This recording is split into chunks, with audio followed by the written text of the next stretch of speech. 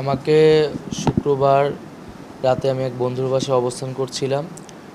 শনিবার দিবাগত রাতে 2টা থেকে 3টা নাগাদ সেই বাড়িতে প্রায় 20 থেকে 30 সদস্যের একটা টিম ডিবি পুলিশ পরিচয়ে গেট ভেঙে ঢুকে আমাকে সেখান থেকে তুলে নিয়ে যায় এবং তারা গাড়িতে উঠিয়ে আমার চোখে 3-4 স্তরে কাপড় বিশিষ্ট একটি পর্দা লাগিয়ে দেয়, চোখ বেঁধে ফেলে এবং আমার হাতে হ্যান্ডকাপ পরানো হয় এবং আমাকে পরবর্তীতে তারা গাড়ি চালিয়ে একটি বিল্ডিংয়ে নিয়ে একটি রুমে নিয়ে যায় এবং আন্দোলন সম্পর্কিত নানা জিজ্ঞাসাবাদ করে যে আন্দোলন আমরা কেন করছি, এই আন্দোলনের উদ্দেশ্য কী, আমরা কেন কর্মসূচি প্রত্যাহার করছি না এবং পরবর্তীতে আমার উপর মানসিক এবং শারীরিক নির্যাতন তারা শুরু করে এবং এক পর্যায়ে আমি সেন্সলেস হয়ে যাই এবং এরপরে আমার সেখানে কোনো আর স্মৃতি নাই। আমি আজ সকালে 4টা থেকে 5টা নাগাদ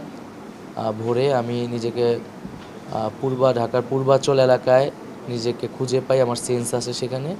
পরবর্তী দেখি সেটা জলছিরি পূর্বাচল এলাকা। আমি সেখান থেকে বাসায় এসে এবং পরে আমার পরিবারের সদস্যরা আমাকে হাসপাতাল নিয়ে আসে। আমার 2 হাত 2 কাঁধ এবং আমার বাম পা দীর্ঘ ক্ষত হয়েছে সেখানে।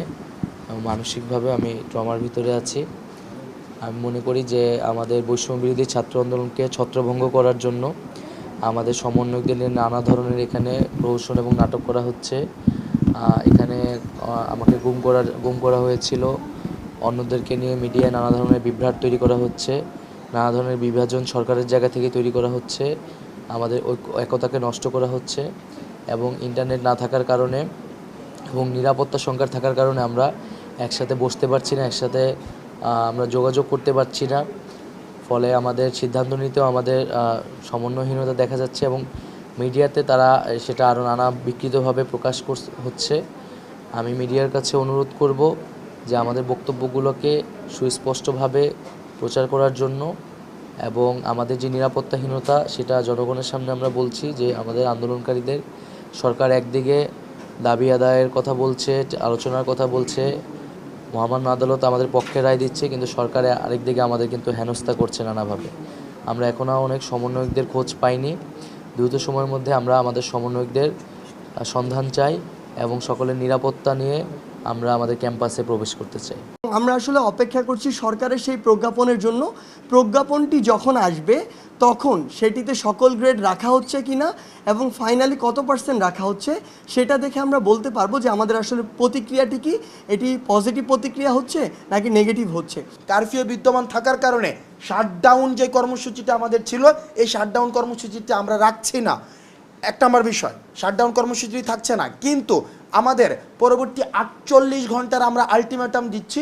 এই 48 ঘন্টা আলটিমেটামের মধ্যে আমাদের যে ডিজিটাল ক্র্যাকডাউনটি যে রয়েছে, ইন্টারনেট সংযোগ বিচ্ছিন্ন করা হয়েছে, আমরা চাই এই 48 ঘন্টার মধ্যে আমাদের ইন্টারনেট সংযোগটি আবার সচল করা হবে এবং এই 48 ঘন্টার মধ্যে আমাদের ক্যাম্পাসে যে আইন শৃঙ্খলা রক্ষাকারী বাহিনীদেরকে সেখানে রাখা হয়েছে তাদেরকে বাদ দিয়ে নিরাপত্তা নিশ্চিত করে আবাসিক হলগুলোকে খুলে দিতে হবে এবং সেইখানে শিক্ষার্থীদের আসার ব্যবস্থা করে দিতে হবে।